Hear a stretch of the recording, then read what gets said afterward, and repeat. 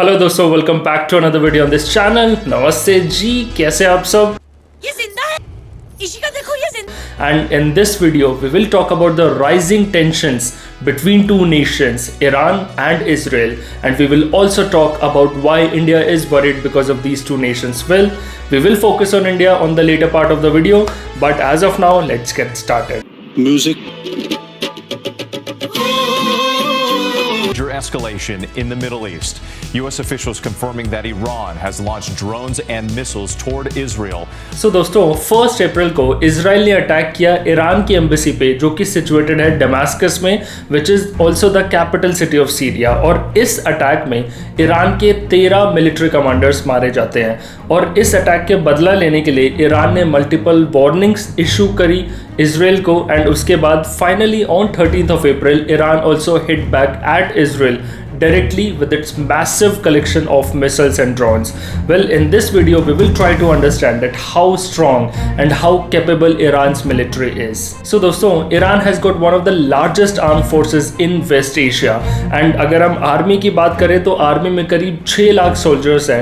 And Iran की एक और यूनिट है जिसका नाम है इस्लामिक रेवोल्यूशनरी गार्ड कॉर्प्स, और इस गार्ड कॉर्प्स में अलग से 2 लाख एक्टिव सोल्जर्स हैं। और ये जो इस्लामिक रेवोल्यूशनरी गार्ड कॉर्प्स है, इसकी जो मेजर रिस्पॉन्सिबिलिटी वो ये है कि उसे ईरान की जितना भी बॉर्डर है उसे सिक्योर रखना है। पर इसके अलावा वो एक और काम करता है, और वो काम ये है कि जितने भी टेरर ग्रुप्स हैं, जैसे लेबनीज बेस्ड हेजबोला हो गया, गाजा में हमास हो गया, यमन में हौतीज हो गए, इन टेरर ग्रुप्स को भी ये गार्ड कॉर्प्स मिलिट्री के इक्विपमेंट्स देते हैं, आर्म्स एंड वेपन्स देते हैं, और उन्हें अलग से ट्रेनिंग भी देते हैं ताकि ये ग्रुप्स दूसरी कंट्रीज में जाके अटैक कर सके। अच्छा बात नहीं है। और पिछले कुछ सालों में ईरान ने काफी ज्यादा डेवलपमेंट की है अपने मिसाइल्स एंड ड्रोन सिस्टम में। अगर कुछ रिपोर्ट्स की माने तो ईरान के पास कुछ ऐसी मिसाइल्स हैं जो करीब 2000 किलोमीटर दूर अगर कोई टारगेट है तो उसे आइडेंटिफाई कर सकता है और डिस्ट्रॉय भी कर सकता है। और जो ड्रोन्स हैं उनकी कैपेबिलिटी तो मिसाइल से भी ज्यादा है। अगर कोई भी टारगेट 2500 से 3000 किलोमीटर दूर है ईरान से, तो ये ड्रोन उसे आइडेंटिफाई कर सकता है और उसे डिस्ट्रॉय करने की कैपेबिलिटी रखता है। और ईरान की जो आर्मी है और जो इस्लामिक गार्ड कॉर्प्स है, इन दोनों की खास बात ये है, इन दोनों की खुद की एक आर्मी है, अलग से एक एयरफोर्स है और अलग से नेवी भी है। Well, Iran has got a larger navy than Israel. Iran has got more number of armoured vehicles than Israel, but the problem with Iran is कि इसके जितने भी ये टैंक्स है, जितने भी आर्मर्ड व्हीकल्स है, वो पुरानी टेक्नोलॉजी से यूज होते हैं और काफी ज्यादा एडवांस नहीं है।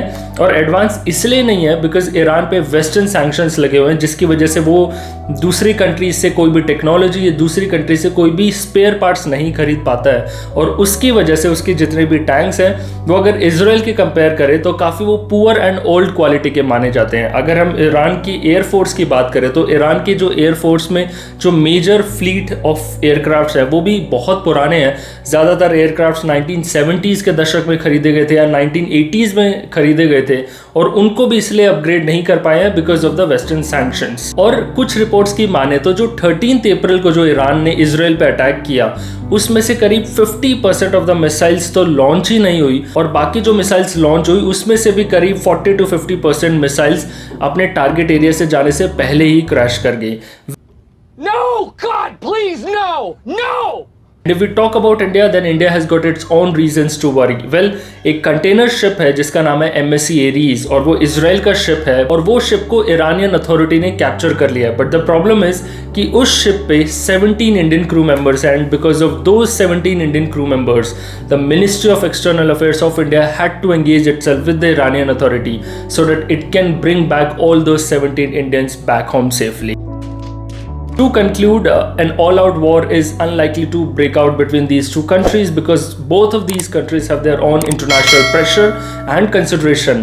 But even if a war breaks out, then most probably it will be in air, because on land, these two countries are separated by Jordan, Syria, Iraq and Saudi Arabia. So thank you so much for watching and stay tuned.